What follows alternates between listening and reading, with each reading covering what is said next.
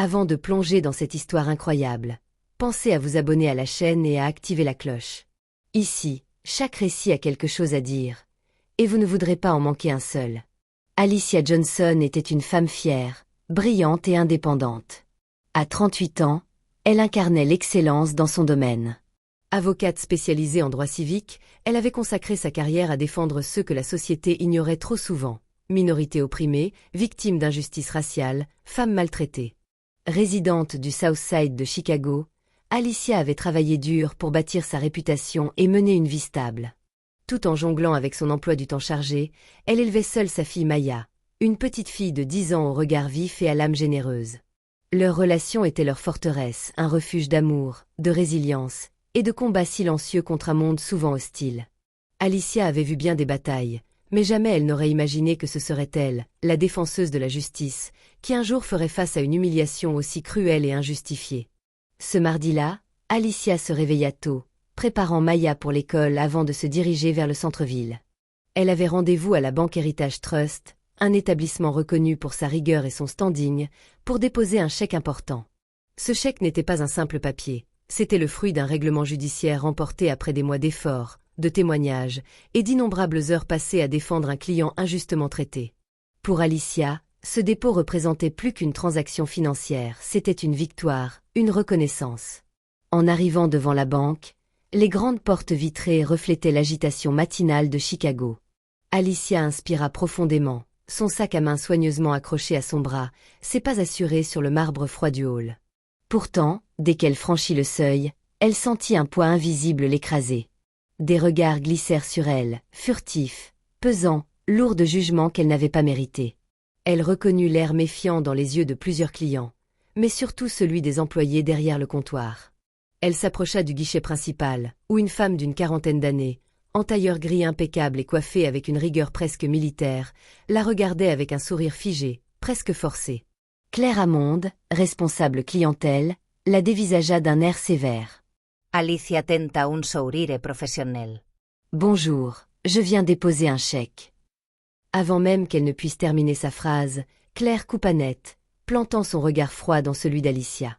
Votre pièce d'identité, s'il vous plaît. Alicia tendit poliment son permis de conduire et sa carte bancaire, mais Claire les scruta avec suspicion. Sans un mot, elle lança un regard rapide vers le vigile posté à l'entrée, un homme massif au visage fermé, nommé Greg. Madame Johnson, je dois vérifier quelque chose, dit-elle d'un ton sec, presque autoritaire, avant de se tourner vers Greg. Gardez un œil sur elle. Greg s'avança lentement, croisa les bras et suivit chaque mouvement d'Alicia avec une attention presque menaçante. À ce moment précis, une boule d'angoisse s'installa dans la poitrine d'Alicia. Elle sentit son cœur battre plus fort, une chaleur désagréable lui monter au visage, mélange de honte, de colère et d'incompréhension. Quelques minutes passèrent, interminables. Claire s'éloigna et revint, le visage durci, le sourire disparut. Il semble que ce chèque soit douteux. Nous devons faire des vérifications plus approfondies. Alicia, le regard fixe, tenta de rester calme. Je vous assure que ce chèque est tout à fait légal. Je peux vous fournir tous les documents nécessaires. Elle demanda à parler à un superviseur, à quelqu'un en mesure de comprendre sa situation. Mais personne ne vint. Le vigile s'approcha, et d'un ton presque menaçant, lui ordonna de rester à sa place. La salle commença à se remplir d'un murmure sourd.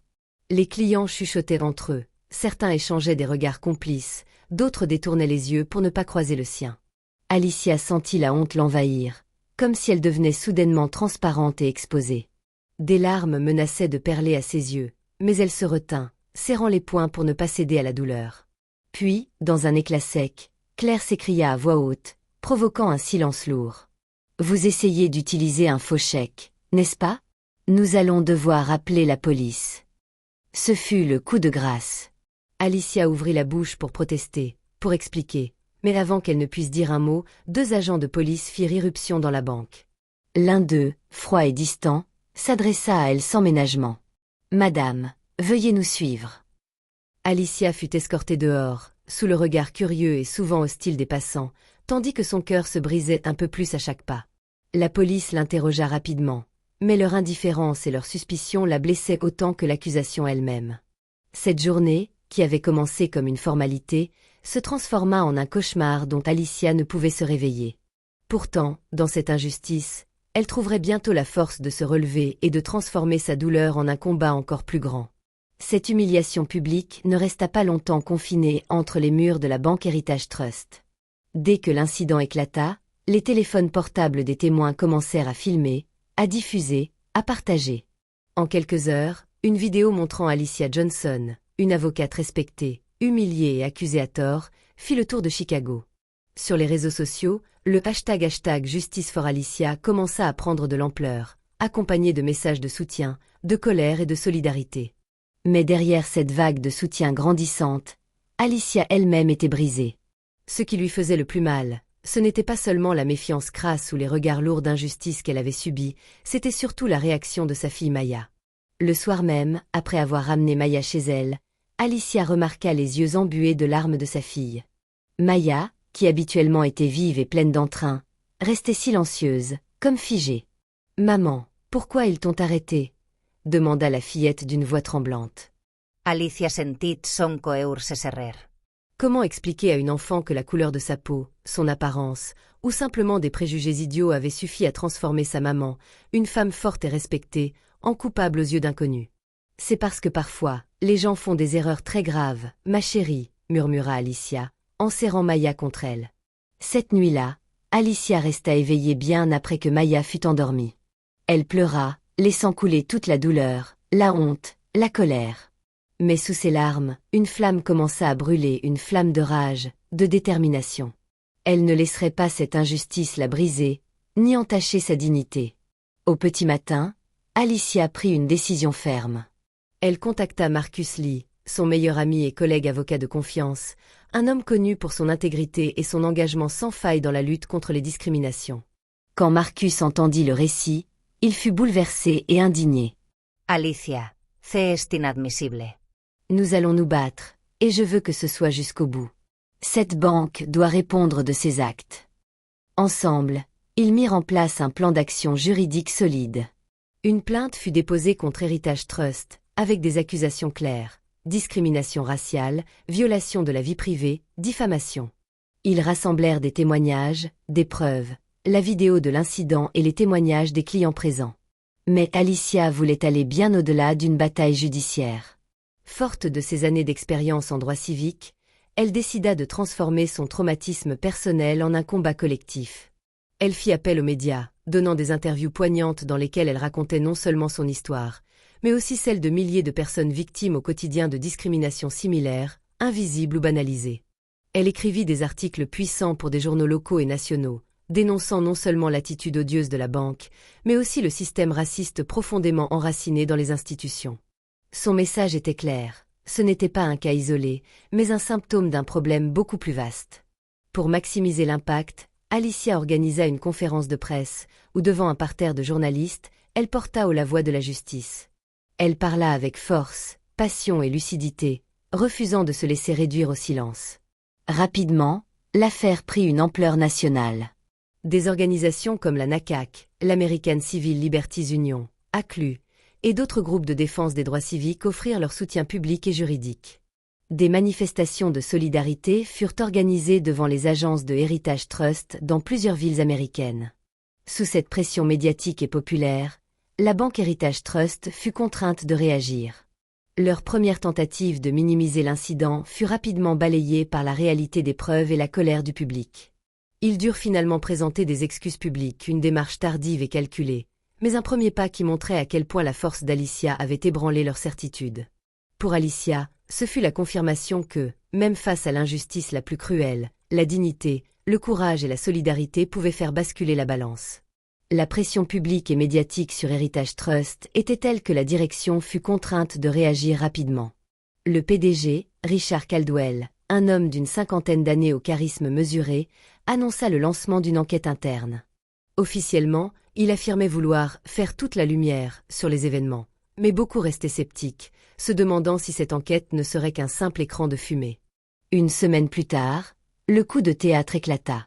Une vidéo de surveillance, jusqu'alors tenue secrète, fut rendue publique non pas par la banque, mais par un employé anonyme, probablement motivée par un sens profond de justice.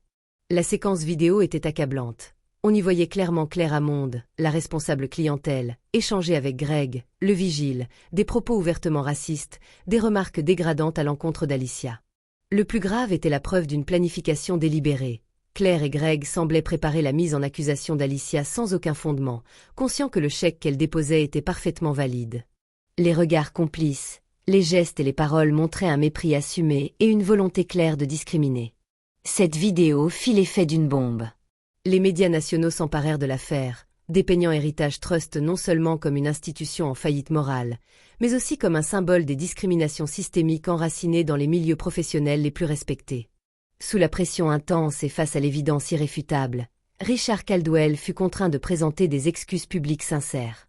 Lors d'une conférence de presse retransmise en direct, il déclara, la voix lourde de gravité. « Nous avons failli. Heritage Trust a failli envers Madame Alicia Johnson, envers ses clients, envers ses employés. Ce comportement est inacceptable et ne reflète pas les valeurs que nous prétendons défendre. » Mais les mots ne suffisaient plus. Pour redorer le blason de la banque, Caldwell annonça plusieurs mesures concrètes et radicales. Claire Amonde et Greg furent immédiatement licenciés pour faute grave. Plus encore, la banque créa un comité interne de lutte contre les discriminations, un organe destiné à former, sensibiliser et contrôler la politique d'inclusion. Et, signe d'un tournant historique, Alicia Johnson fut invitée à prendre la tête de ce comité. Cette proposition, à la fois symbolique et pragmatique, fut un véritable tremplin pour elle. Malgré la douleur de l'épreuve, elle accepta avec détermination. « Je ne veux pas seulement que cette banque s'excuse », déclara Alicia lors d'un entretien exclusif. « Je veux qu'elle change, qu'elle devienne un exemple. Que cette expérience serve à construire un environnement plus juste, plus humain. » Les mois qui suivirent furent intenses. Alicia travailla sans relâche, animant des sessions de formation, rencontrant les équipes, instaurant un dialogue sincère et parfois difficile. Peu à peu, elle vit des véritables évolutions, des comportements changés, des regards s'adoucir. Dans sa vie personnelle, elle retrouvait aussi un équilibre fragile mais solide.